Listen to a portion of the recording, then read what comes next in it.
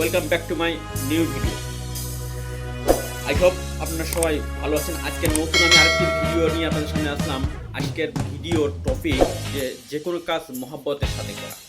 হ্যাঁ, আমরা যে কাজই করি সেই কাজটা মহব্বতের সাথে করা, এইটার করি আমি আমার আজকের টপিক এবং আমার এই ভিডিওকে সাজিয়েছি। আমার চ্যানেলে যারা নতুন আছে আমার চ্যানেলটিকে সাবস্ক্রাইব করে পাশে থাকবেন। ধন্যবাদ। চলে আসলাম মূল টপিকে। পৃথিবীতে সাফল্যের কোনো মন্ত্র বা অস্তিত্ব নাই। হ্যাঁ, পৃথিবীতে সাফল্য জিনিসটা যে সাফল্য এটা সবাই চায়, কিন্তু এটার কোনো মন্ত্র বা অস্তিত্ব নেই বা শর্টকাট কোনো কিছু নেই। শর্টকাটে কখনো সাফল্য নেই। সাফল্য একটা অদৃশ্য সিঁড়ি, অদৃশ্য সিঁড়ি। এটা দেখা যায় অদৃশ্য, মানে অদূর দূরে দেখা যায়। এটাকে সাফল্যর সিঁড়ি বলে।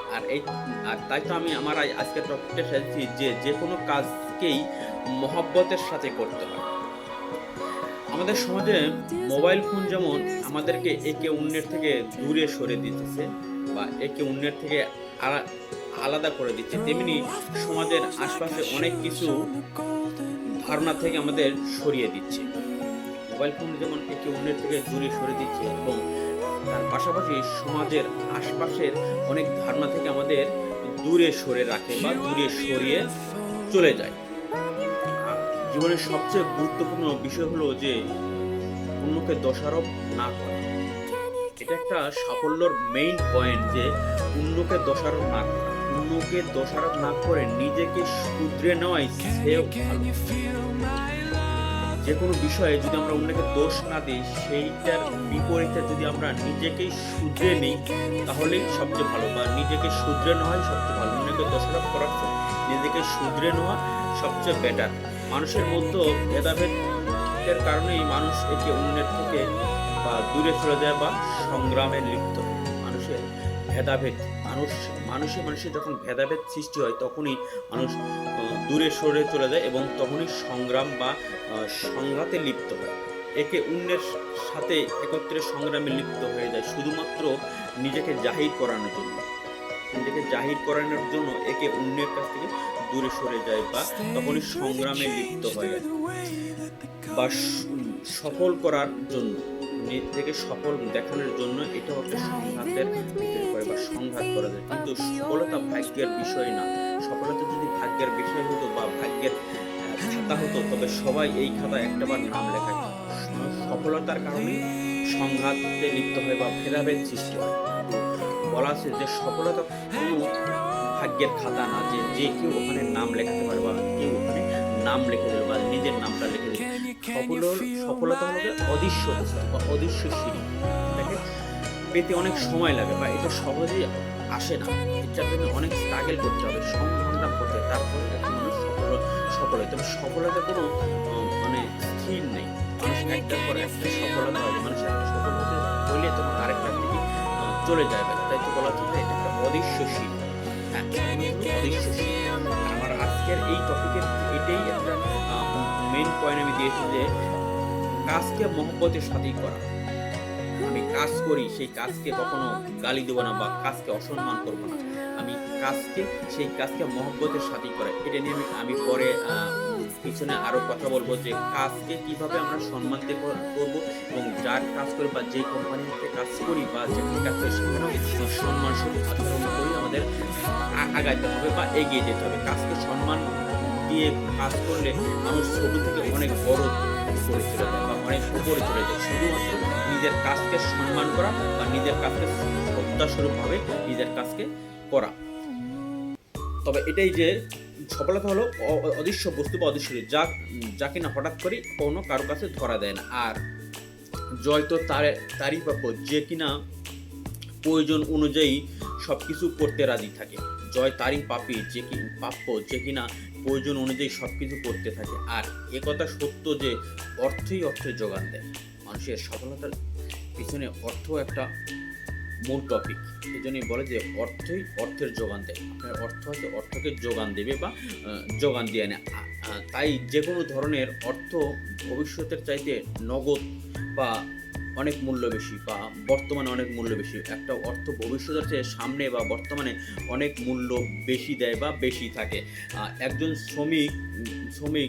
শ্রমিক যে পেশায় চাকরি করে বা যে কোম্পানিতে চাকরি করে, সে তার সবটুকু বিলিয়ে দিতে পারে যদি সে নগদ বা বর্তমানে অর্থটাকে পায়।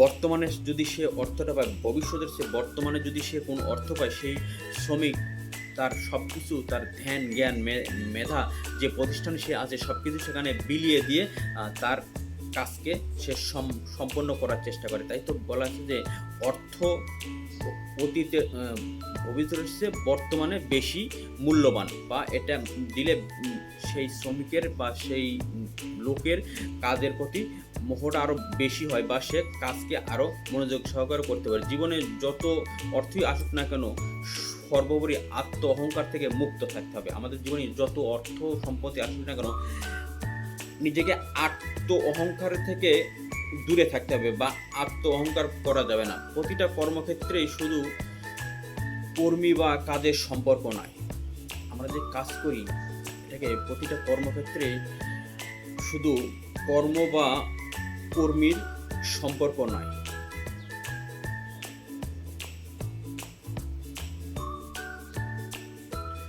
কর্মক্ষেত্রটা হলো একটা কর্মী মালিকের নিবিড় সম্পর্কের জাল। হ্যাঁ, কর্মক্ষেত্র হলো কর্ম এবং শ্রমিকের নিবিড় সম্পর্কের জাল বিশেষ। আর বেশিরভাগ ক্ষেত্রে একটা কোম্পানিতে বা কর্মক্ষেত্রে সংঘাত তখন হয় যখন একই দায়িত্বে একাধিক কর্মীর প্রতিযোগিতা শুরু হয়। আমাদের কর্মস্থান বা শ্রমিক মালিক মিলে একটা নিবিড় সম্পর্কের জাল, কিন্তু সেখানে সংঘাত বা সংঘর্ষ তখনই তৈরি হয় যখন একই দায়িত্বে একাধিক লোকের প্রতিযোগিতা শুরু হয়। আর তখনই নিজেদের মধ্যে একটা সংঘাত তৈরি হয়ে থাকে বা প্রতিযোগিতা শুরু হয়। আর আমরা যেখানেই কাজ করি না কেন বা চাকরি করি না কেন, সেই কাজকে আমরা কখনো গালি দিব না বা কাজকে ছোট করে দেখব না বা কাজকে অসম্মান করব না বা বসকেও গালি দিব না। আমাদের এটা একটা রীতি যে আমরা যেখানে কাজ করি সেই কাজকে আমরা পছন্দ করি না বা এই কাজকে পছন্দ করতে হবে, বা আমার যদি পছন্দ না হয় তবে আমি চেঞ্জ করতে পারি, কিন্তু সেই কাজকে আমি যেখানে কর্মরত আছি বা সেই কাজকে কখনো গালি দিব না বা ওই বসকেও আমরা গালি দিব না। আমরা যে কাজই করি না কেন সেই কাজকে অতি মহব্বতের সাথে করতে হবে। আমাদের সেই কাজটাকে খুব মহব্বতের সাথে যত্ন সহকারে করতে হবে।